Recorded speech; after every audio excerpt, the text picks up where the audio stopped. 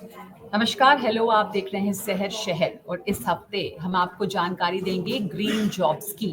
आप सुनकर चौंक गए? ग्रीन जॉब क्या होता है? ग्रीन जॉब क्या, इसके बारे में आपको कुछ जानकारी है? क्या आपने कभी ये टर्म सुना भी है? बहुत कम लोगों ने सुना है, बहुत सारे लोग अब सुन रहे हैं, इसलिए आज हम समझने की कोशिश करेंगे कि ये ग्रीन जॉब होता क्या है, इसमें कितना स्कोप है, पोटेंशियल है, खास करके हमारे युवाओं के लिए किस तरह के स्किल की जरूरत है कि आप इस तरह की नौकरियां कर सकें।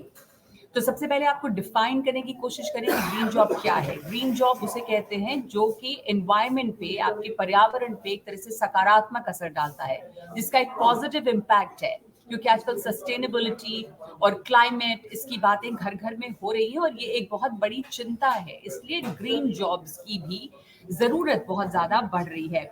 और अगर हम आम शब्दों में कहें तो जो रिन्यूएबल एनर्जी में, जैसे solar, wind, water, bio energy में काम करते हैं, इन सब इलाकों में वो ग्रीन जॉब्स हैं। इसके अलावा बायोडाइवर्सिटी, एनवायरनमेंट, पॉलिसीज, रेगुलेशंस, इस तरह के काम भी हैं। तो इसे समझाने के लिए, इसे और विस्तार में जानने के लिए हमारे साथ इस समय जुड़ रहे हैं पर्यावरण विद अबीर भल्ला। अबीर, वेलकम टू द शो। अबीर लगातार नमस्ते। एनवायरनमेंट के मुद्दों से जुड़े रहे हैं, स्कूल के जमाने से एक बहुत एंथुजियास्टिक एनवायरमेंटलिस्ट रहे हैं। तो मैं सबसे पहले ये आप हमें समझा दें अबीर कि ग्रीन जॉब होता क्या है, किस क्षेत्र में काम कर सकते हैं आप ऐसी नौकरियों में। Thank you Nagma ji. I think आपने जो समझाया वो बिल्कुल सही तरह से समझाया। ग्रीन जॉब्स मेरे मुताबिक ऐसे कोई भी जॉब्स हैं, ऐसी कोई भी नौकरियां हैं जिनका सीधा सकारात्मक प्रभाव है हमारी पर्यावरण पे, हमारी पृथ्वी पे। और जिनका जो भी ऐसी नौकरियां जो पर्यावरण के लिए भलाई का काम करती हैं, उन्हें ग्रीन जॉब्स माना जा सकता है। और हाल ही में इसकी बात आजकल शुरू हुई है, पिछले कुछ सालों में काफ़ी लोग ग्रीन जॉब्स के बारे में बात करने लगे हैं। लेकिन असलियत में ग्रीन जॉब्स का पहला मेंशन 2008 में हुआ था। एक इनिशिएटिव था, ग्रीन जॉब्स इनिशिएटिव, जो 2008 में काफ़ी सारी अंतर्राष्ट्रीय संगठनों ने मिलके लॉन्च किया था, जो ILO, trade union confederation, UN की 2-4 बॉडीज़ थी, तो उन्होंने 2008 में पहली बार ये इनिशिएटिव लॉन्च किया था।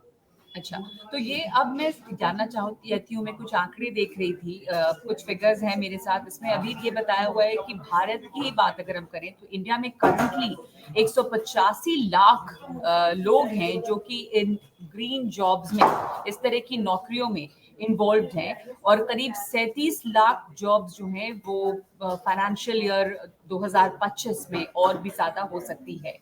बहुत सारे सेक्टर्स हैं, मल्टीपल सेक्टर्स हैं जिसमें ये जो जॉब्स हैं। तो बहुत साधारण सिंपल भाषा में अगर हम समझें तो ये क्या सेक्टर्स हैं, स्पेशली उन लोगों के लिए बहुत काम की बात है जो नौकरियां ढूंढ रहे हैं, युवा है जिनका इंटरेस्ट है इस क्षेत्र में, वो कौन से सेक्टर्स हैं जहां पर ये नौकरियां हैं। हाँ जी, आई थिंक आपने बहुत ही महत्वपूर्ण सवाल पूछा है, बिकॉज़ आजकल मैं देखता हूँ कि जब लोग जो कुछ लोग ग्रीन जॉब्स के बारे में बात करते हैं, उनका ये मानना है कि ग्रीन जॉब सिर्फ़ रिन्यूएबल एनर्जी या सिर्फ़ ईएसजी के फ़ील्ड्स में हो सकते हैं। लेकिन ये सही नहीं है, ये बेफ़हमी है एक्चुअली, बिकॉज़ ग्रीन जॉब्स आजकल ऑलमोस्ट हर सेक्टर में हमें मिल सकते हैं। चाहे वो कंसल्टिंग हो, चाहे वो हेल्थ केयर हो, चाहे वो एआई हो, चाहे वो मैनेजमेंट हो, हर सेक्टर में आजकल ग्रीन जॉब्स की अपॉर्च्युनिटीज़ हैं। लेकिन हाँ, ये ज़रूर कह सकता हूँ कि चाहे इलेक्ट्रिक व्हीकल सेगमेंट हो, वेस्ट मैनेजमेंट सेगमेंट हो, ग्रीन कंस्ट्रक्शन हो, सस्टेनेबल टेक्सटाइल्स हो, ये डेफ़िनेटली कुछ सेक्टर्स हैं जहाँ पे ग्रीन जॉब्स का ज़्यादा स्कोप है। इसके अलावा आई थिंक आजकल लाइक आई सेड, कंसल्टिंग में भी बहुत सारे आजकल प्रोजेक्ट्स आ गए हैं around climate change, around sustainability, उसी तरीके से आजकल हम कंस्ट्रक्शन इंडस्ट्री को भी देखें तो लोग बात करते हैं ग्रीन बिल्डिंग्स के बारे में। हम्म। आर्किटेक्चर के फील्ड में यानी भी बहुत स्कोप है। जी, यानी कि जो मैं समझ रही हूँ कि बहुत सारे सेगमेंट सेक्टर्स हैं, सब में जो हम सस्टेनेबल और एनवायरनमेंट फ्रेंडली अगर उसको बनाएं तो वो ग्रीन जॉब, जैसे आर्किटेक्चर में भी, बिल्डिंग्स में भी अगर ग्रीन बिल्डिंग्स जो होती हैं, यानी कि जो एनवायरनमेंट हाँ जी। फ्रेंडली हो, सस्टेनेबल हो, तो अब ये कितना बड़ा मार्केट है। जैसे अगर वर्ल्ड वाइड हम देखें तो यूएस में ही बताया जा रहा है कि करीब 2.8 ट्रिलियन का ये ग्लोबल मार्केट साइज है 2023 में। तो ऐसे में अब इसके लिए स्किल्स क्या चाहिए अभी? अब कोई भी सो एक कॉलेज ग्रेजुएट या कोई भी अगर नौकरियां ढूंढ रहे हैं, कहाँ तुम सुनते हैं कि नौकरियों की कमी है, और ये एक सेक्टर है जहां पर डिमांड एंड सप्लाई में इस समय इम्बैलेंस है, डिमांड ज्यादा है, सप्लाई नहीं है, क्या स्किल्स चाहिए इसके लिए? बिल्कुल, बिल्कुल। तो आपने पहले आंकड़ों की बात की थी, I would want to build on that थोड़ा-सा। इंडिया ने 2000 आई थिंक 2015 या 2016 में इंडिया ने एक skill council for green jobs setup किया था और कुछ ही महीने पहले उनकी रिपोर्ट निकली थी। और उनका मानना है कि आजकल उन्होंने एक जॉइंट स्टडी की थी, उनकी एक रिपोर्ट थी और लिंक्डइन की एक रिपोर्ट थी। आजकल सस्टेनेबिलिटी के जॉब्स पे, ग्रीन जॉब्स पे लिंक्डइन पे सर्चेस 31% से बढ़ ओके। गए हैं सिर्फ पिछले 1 साल में। लेकिन जैसे कि आपने कहा, अभी भी ग्रीन जॉब्स की सप्लाई में बहुत लैग है क्योंकि नियरली 50% का सप्लाई डेफिसिट है जब हम ग्रीन जॉब्स की बात करते हैं। लेकिन फिर भी पिछले 4-5 सालों में 2019 से 2023 तक देखा जाए तो ग्रीन जॉब्स और ईएसजी स्पेसिफिकली रोल्स में 223% से जॉब क्रिएशन हुई है ग्रीन हम्म। जॉब्स के सेक्टर में। अब आपके सवाल पे मैं आता हूँ कि ग्रीन जॉब्स के लिए कौन से स्किल्स चाहिए होते हैं। आई थिंक ग्रीन जॉब्स के लिए skills are a very important component क्योंकि ग्रीन जॉब्स कोई भी सेक्टर में हो, आई थिंक 3-4 इम्पॉर्टेंट स्किल्स जो ज़रूरी हैं। एक तो एनालिटिकल एबिलिटीज़, राइट? दूसरी ये है कि पर्यावरण और sustainability, sustainable development goals, what दो सस्टेनेबल डेवलपमेंट गोल्स इंटेल, उन सब के बारे में जानकारी, फाइनेंशियल और अकाउंटिंग स्किल्स और साथ ही में मैनेजमेंट स्किल्स। सारी ये 3-4 स्किल्स हैं जो बहुत इम्पोर्टेंट है। जी, तो ये स्किल्स बहुत इंपॉर्टेंट है और इसमें पोटेंशियल कितना है ये भी एक जानने की जरूरत है कि यूथ के लिए, खास करके महिलाओं के लिए कितना पोटेंशियल है इस सेक्टर में। आपने बताया था कि ईएसजी की भी बात की थी, जिसमें गवर्नेंस है, एनवायरनमेंट है, ये जो सेक्टर है इसमें सर्च भी बहुत बढ़ रहा है, डिमांड भी इसमें बहुत बढ़ रही है। तो हम आने वाले कुछ सालों में किस तरह की डिमांड देखेंगे, किस सेक्टर में देखेंगे, यूथ के लिए क्या पोटेंशियल है यहाँ पे? देखिए, आंकड़े तो बता दिया, आई थिंक पोटेंशियल तो बहुत ही ज़्यादा है। But at the same time I think ये भी ज़रूरी है कि हमें देखना है कि डिमांड बढ़ रही है, लेकिन ग्रीन जॉब्स की जो स्किल्स हैं, उसकी क्वालिटी सप्लाई मैच हो रही है कि नहीं? क्या हमारे स्कूल्स, हमारे कॉलेजेस इक्विप्ड हैं ये ग्रीन स्किल्स देने के लिए, ये एजुकेशन देने के लिए? बट उसी उसी बात पे मैं आपको एक बहुत इंटरेस्टिंग एग्जाम्पल देना चाहूँगा।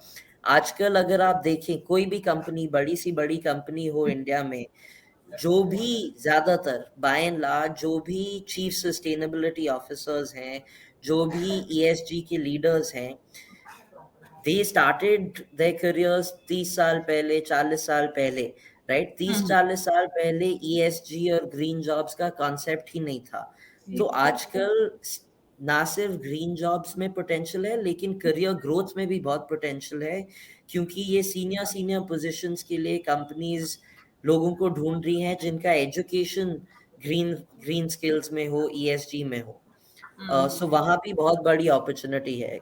बट जो आपने कहा ना अभी कि स्कूल्स जो है मैम वो हमारे खुद नहीं है, बहुत कम स्कूल्स हैं जिसके ऊपर फोकस कर रहे हैं। क्या हमारे करिकुलम में कोई बदलाव है ताकि हम ये जो डिमांड है इतनी, उसको हम सप्लाई तो कर सके, फुलफिल कर सके?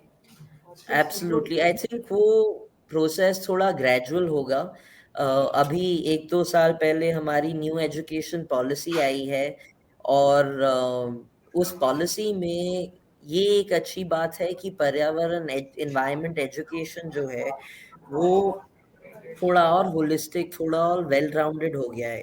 पहले क्या होता था और अभी भी क्या होता है कि क्लास 8 के बच्चों को, क्लास 9 के बच्चों को एक 2 मार्क का क्वेश्चन आ जाता है, what is global warming, what is climate change, उसके जी आगे वो बढ़ नहीं पाते।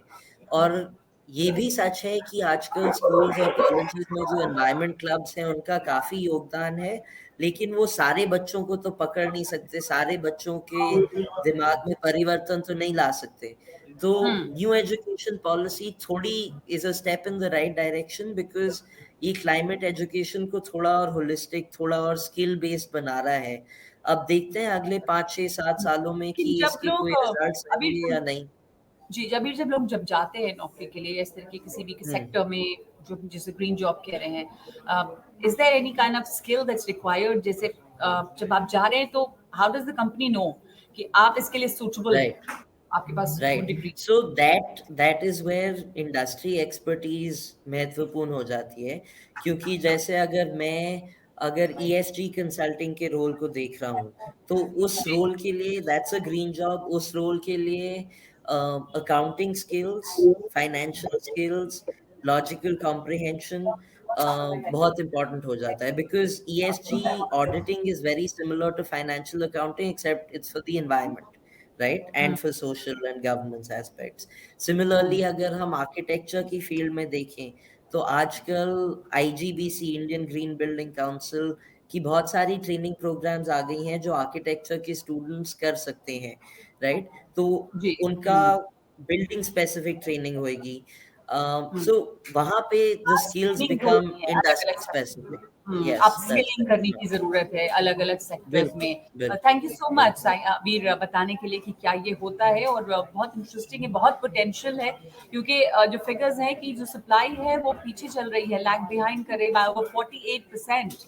तो इसमें बहुत ज़्यादा स्कोप है और आने वाले सालों में इसकी डिमांड बहुत बढ़ेगी। तो ज़रूरत है कि आप इन सेक्टर्स में जिस भी आप क्षेत्र में वहाँ पे आप स्किलिंग करें ताकि इस क्षेत्र में आपके लिए नई जॉब अपॉर्चुनिटीज बने। तो आज के लिए इतना ही शहर शहर में। अभी भल्ला बहुत धन्यवाद आपका हमारे साथ जुड़ने के लिए, समझाने के लिए क्या होता थैंक है यू ग्रीन जॉब। धन्यवाद थैंक